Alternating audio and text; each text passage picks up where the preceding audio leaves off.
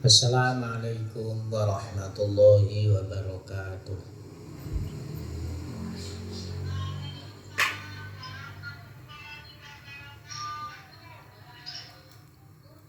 Bismillahirrahmanirrahim. Alhamdulillahilladzi qala subhanaka la ilma lana illa ma 'allamtana innaka antal alimul hakim. Rabbi shrah li sadri wa yassir li amri wahlul 'uqdatam min lisani yafqahu qawli. Allahumma shalli wa sallim wa barik ala sayyidina Muhammad wa ala alihi wa ashabihi ajma'in. Qala mu'allif rahimullah. Para jamaah, pada pagi hari ini kita meneruskan setelah menerangkan sholat Idul Fitri dan Idul Adha. Sekarang kita menerangkan sholat gerhana matahari dan gerhana bulan. Gerhana matahari dan gerhana bulan ini teknisnya sama. Hanya kalau matahari itu di siang hari berarti sholatnya itu siri, walaupun berjamaah tapi itu siri. Kemudian kalau gerhana bulan berarti suaranya itu keras. Misalkan imam ya seperti bacaannya itu mulai Fatihah dan seterusnya itu seperti sholat fardu, berarti keras karena di malam hari. Nah, sedangkan sholat gerhana matahari dan gerhana bulan itu ada 3 versi, ada 3 macam bentuknya. Yang pertama, wa qulu sholatil kusufi antusolliya rok'ataini kasunnati dhuhri. Yang pertama, sholat gerhana, ya, sholat gerhana kusuf. Kusuf itu berarti yang gerhana matahari. Ya sebenarnya sama saja seperti juga gerhana bulan. Yang pertama itu seperti sholat sunnah, seperti sholat sunnah zuhur. Maksudnya bagaimana toh? Hanya 2 rakaat, rukunya 1 kali, iktidalnya 1 kali, bacaan Fatihah juga 1 kali. Itu teknis atau cara yang pertama. Jadi sholat gerhana itu, ya gerhana matahari ataupun gerhana bulan, itu yang paling dalam arti sudah mendapatkan kesunahan yaitu seperti sholat sunnah zuhur. Berarti apa? Ya 2 rakaat, bacaan Fatihah 1 kali, rukunya 1 kali, iktidalnya 1 kali. Itu yang pertama. Yang kedua, sholat gerhana matahari atau bulan itu 2 rakaat, tiap-tiap rakaat bacaan Fatihah, ya bacaan Fatihah 2 kali, tentu setelah iktidal yang pertama. Bacaan Fatihah 2 kali tanpa bacaan surat pendek atau surat-surat panjang, lalu ruku 2 kali, iktidal 2 kali. Jadi misalkan sholli sunnatal khusufi sunatan lillahi ta'ala, Allahu Akbar, lalu baca Fatihah. Tidak usah baca surat ini, lalu ruku, kemudian i'tidal, tetap baca sami Allahu liman hamidah, baca Fatihah lagi tanpa surat-surat pendek atau panjang, lalu ruku lagi, i'tidal lagi, baru sujud. Saya ulangi lagi, teknis yang kedua, sholat gerhana matahari atau bulan, setelah takbiratul ihram Allahu Akbar, baca Fatihah, lalu ruku, i'tidal, baca Fatihah lagi, ruku lagi, i'tidal lagi, baru sujud. Berarti Fatihah 2 kali, ruku 2 kali, i'tidal 2 kali, tanpa membaca surat-surat pendek. Ini nanti apa itu namanya, kitabnya nanti saya bacakan. Yang nomor 3, ya, yang nomor 3, sholat gerhana matahari dan bulan itu 2 rakaat. Tiap-tiap rakaat ini paling sempurna. Tiap-tiap rakaat itu membaca Fatihah 2 kali, ruku 2 kali, i'tidal 2 kali. Ini yang paling sempurna, teknis yang 3. Jadi setelah takbiratul Allahu Akbar, baca Fatihah, lalu baca surat, ya, surat ini kalau di sini ini suratnya kalau bisa yang panjang-panjang. Yang pertama, rakaat pertama itu setelah Fatihah baca surat Al-Baqarah, kemudian ruku, i'tidal lagi, baca Fatihah lagi. Setelah Fatihah yang kedua baca surat Ali Imran,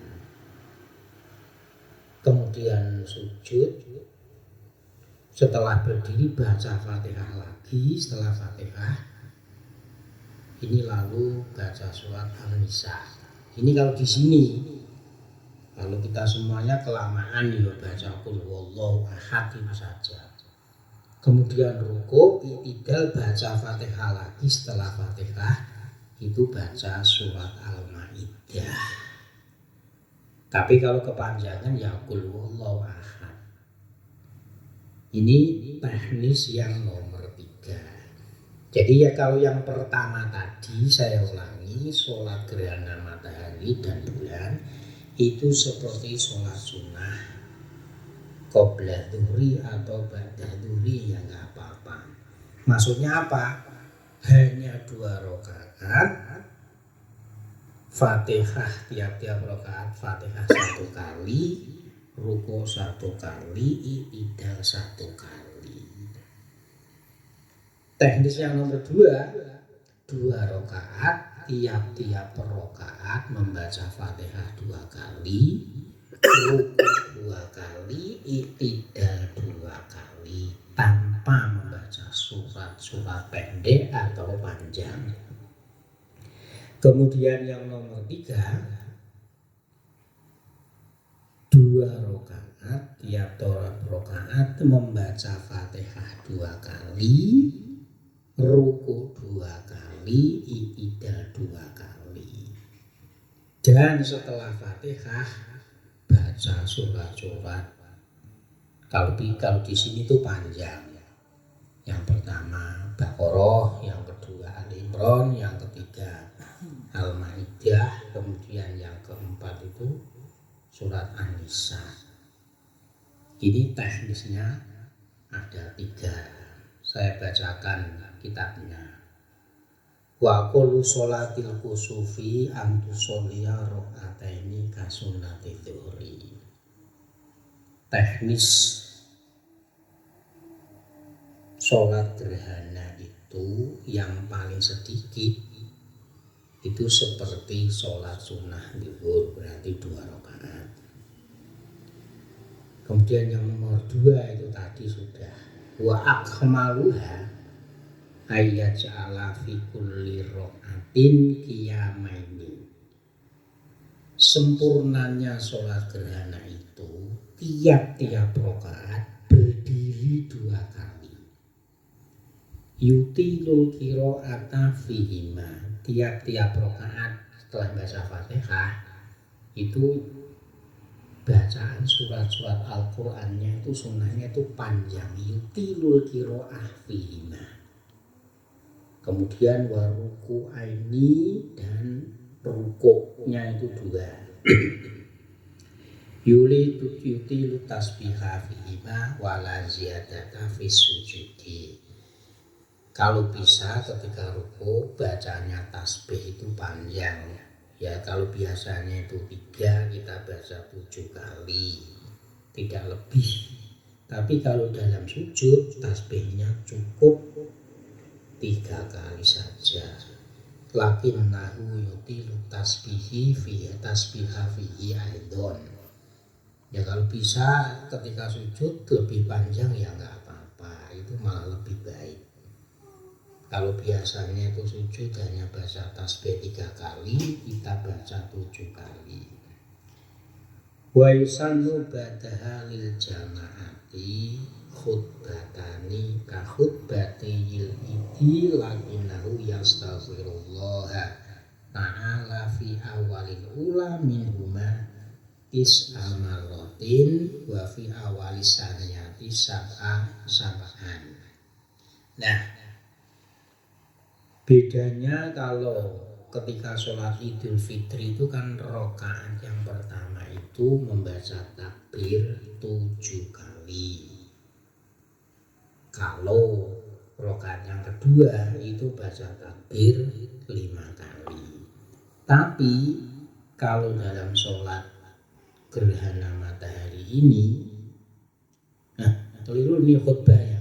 Khutbah itu kalau khutbah Idul Fitri, khutbah yang pertama itu membaca takbir Allahu Akbar 9 kali, tapi khutbah yang kedua itu membaca takbir 7 kali. Jadi yang pertama itu 9 kali, yang kedua 7 kali.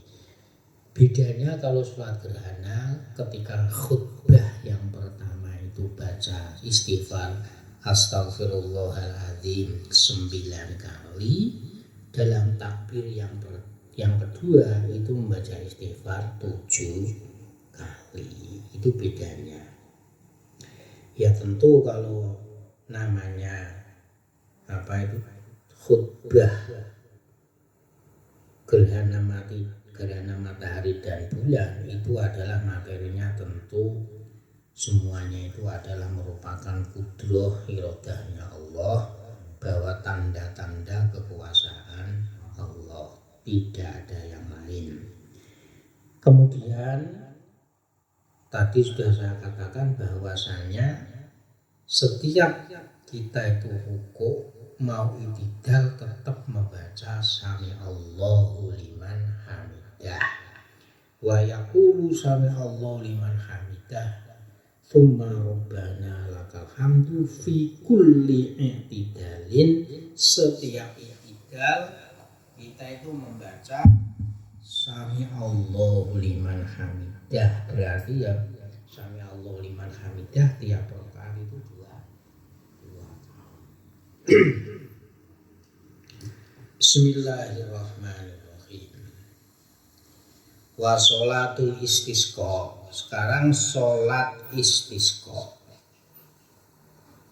Di gerhana matahari kita sudah sampaikan. Ya tentu ketika gerhana matahari ini kita yang disunahkan itu adalah memperbanyak istighfar, kemudian bersedekah. Jadi wa yuhissul khatibu fihima as-sami'ina ala fi'il khairi.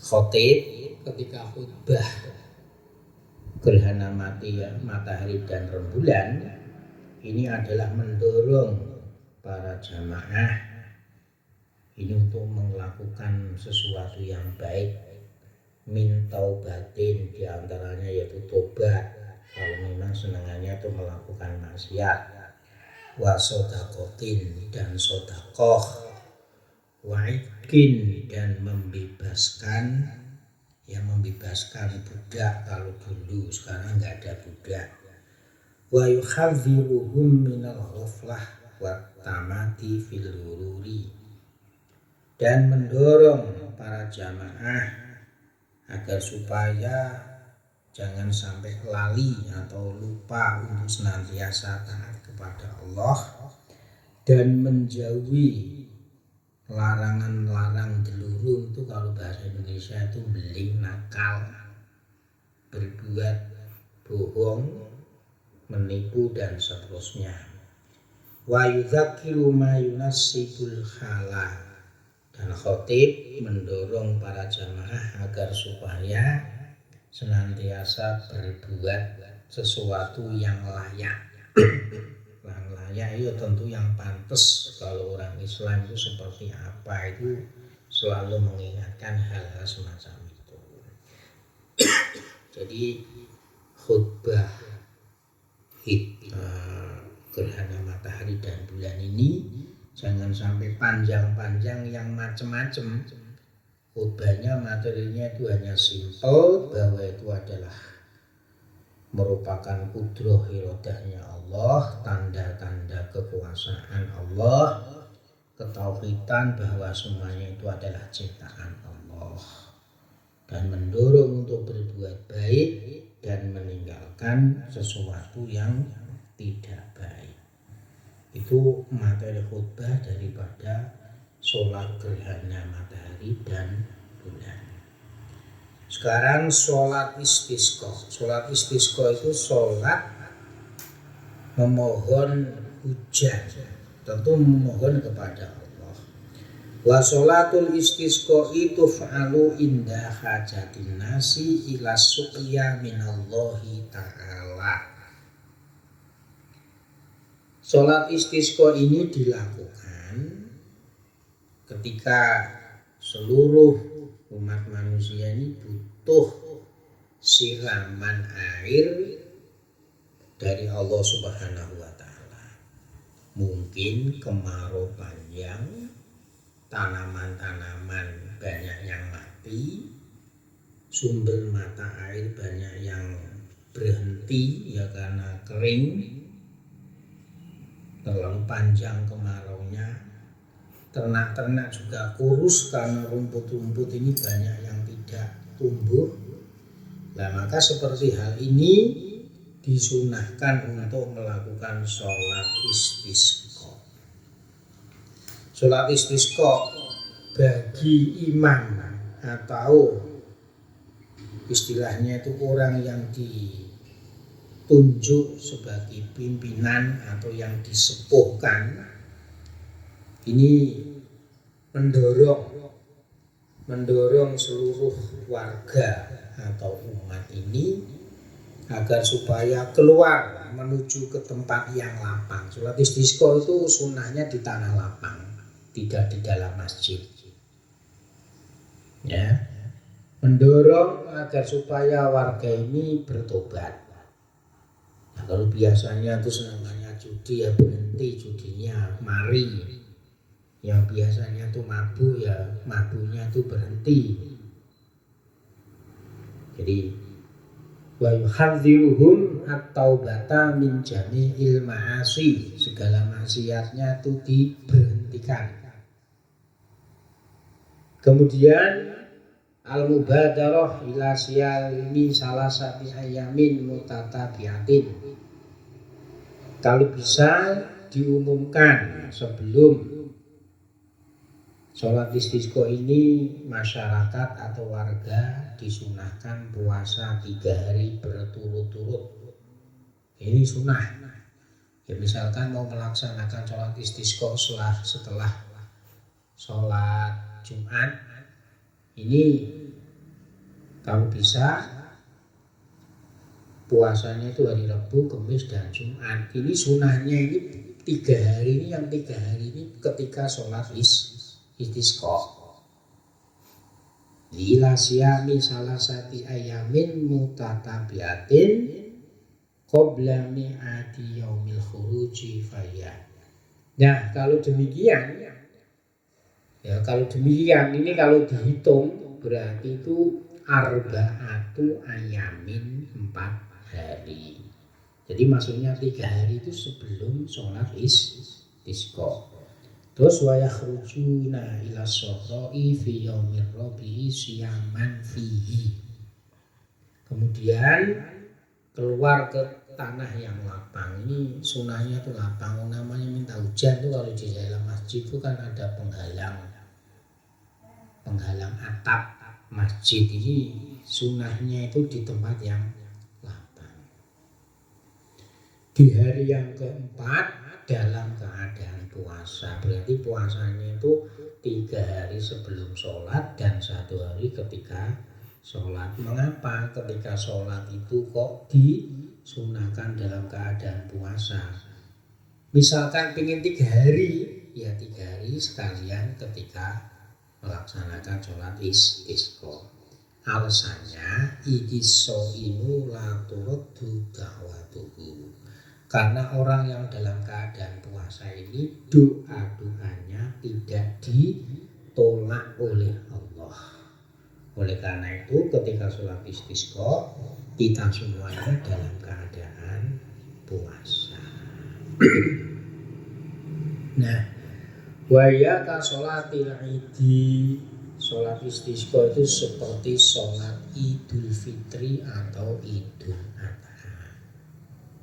Wa yusannu ba'daha lil jama'ati khutbatani ka khutbataihi illa annal khutiba yubaddilu takbirati bil istighfar.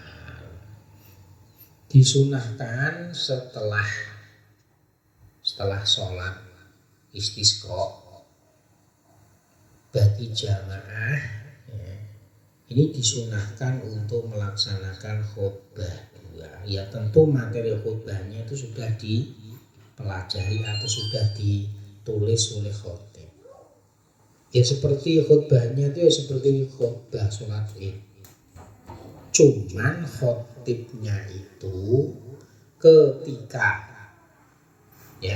khutbah kan sholat id kan memakai takbir Allahu Akbar 9 kali khutbah yang pertama. Kemudian khutbah yang kedua itu 7 kali, tapi diganti istighfar astaghfirullahaladzim sebanyak 9 kali. Kemudian khutbah yang kedua sebanyak 7 kali. Wa yatawajjahu lil qiblah fi asna'il khutbati saniyah. Dan ini bedanya kalau sholat istisqa, khotib ini ketika di tengah-tengah khutbah yang nomor 2, ini khotib disunahkan menghadap ke kiblat, bukan menghadap ke jamaah tapi menghadap ke kiblat. Ini di tengah-tengah khutbah yang nomor 2. Wa yuqallibu ridahu wa yaj'alu alahu asfalahu wa yaminahu yasarahu wa yaf'alun nasu mislahu wa hum jalisuna wa yad'ullaha ta'ala sirran wa jahran wa yu'minun nasu ala du'aihi idza jahara wa yad'una li anfusihim sirran inda isrihi wa yusannu al-husnu li kullin minal idaini wal kusufi wal istisqa. Nah, di tengah-tengah khutbah yang nomor 2 ini kan kalau bisa seluruh warga ketika melaksanakan sholat istisqa, sholat minta hujan, itu membawa serban. Kalau tidak membawa serban, ya membawa selendang. Jadi imam posisi berdiri ketika khutbah itu sorbannya atau selendangnya yang asalnya di atas diputer, diwalik, yang bawah menjadi atas, yang atas di bawah. Kemudian yang asalnya di lengan kanan atau di pundak kanan diletakkan, dipindah ke pundak kiri gitu loh. Wa yas'alu a'lahu asfalahu wa yaminahu yasarohu. Ini kalau ada videonya tak praktek nih. Jadi ketika khutbah itu khotib memakai serban atau selendang yang ya entah ditalikan, yang monggo, tidak yang monggo. Yang penting yang asalnya tadi serban atau selendang di bawah dibalik, diletakkan di atas. Ini berarti diikat. Yang tadinya selendang itu di pundak kanan dipindah ke kiri. Ini tawasulnya itu, tafaulnya itu apa? Tafaulnya itu agar yang asalnya itu kemarau, kering, kerontang menjadi hujan. Itu tafaulnya seperti itu. Tapi ini sunnah. Nah, terus akhirnya para jamaah yang masih duduk mendengarkan khutbah ini mengikuti, kalau yang membawa serban atau yang membawa selendang loh, mengikuti gerakannya imam. Gerakannya imam tadi apa? Khotib apa? Membalik serban atau selendang yang asalnya di bawah dibalik ke atas, yang asalnya ke kiri, asalnya di kanan dipindah ke kiri. Ya tentu serbannya itu satu, serban atau selendang yang satu diikat di lingkar, diletakkan di pundak kanan ketika khutbah. Yang nomor 2 di tengah-tengahnya, yaitu menjelang doa, yang tadi asalnya itu bawah diletakkan di atas, yang asalnya tadi di pundak kanan dipindah ke pundak kiri. Tafaul atau tawasulnya itu yang asalnya kering, kemarau, panjang, tidak ada hujan menjadi hujan. Dan ketika khotib doanya itu keras, maksudnya ada suaranya bisa didengar, para jamaah itu mengamini. Dan ketika khotib itu doanya itu lirih, pelan, tidak terdengar, para jamaah itu doa sendiri-sendiri untuk dirinya sendiri. Ya tak apa, yang penting itu ketika khotib doanya keras kita mengamini, ketika khotib doanya itu pelan kita doa sendiri-sendiri untuk diri kita sendiri. Li anfusihim sirron inda isrorihi. Dan yang terakhir, bagi kita yang ingin melaksanakan sholat Idul Fitri, Idul Adha, gerhana matahari, gerhana bulan, dan sholat istisqa, ini disunahkan untuk mandi. Wa yusannu al-ghusli ghuslu likullin minal aidaini wal kusufi wal istisqai. Karena apa? Karena ketika sholat Idul Fitri, Idul Adha, gerhana matahari, gerhana bulan, dan istisqa, kita itu berkumpul dengan orang banyak, maka disunahkan untuk mandi. Demikian, semoga bermanfaat. Bismillahirrahmanirrahim.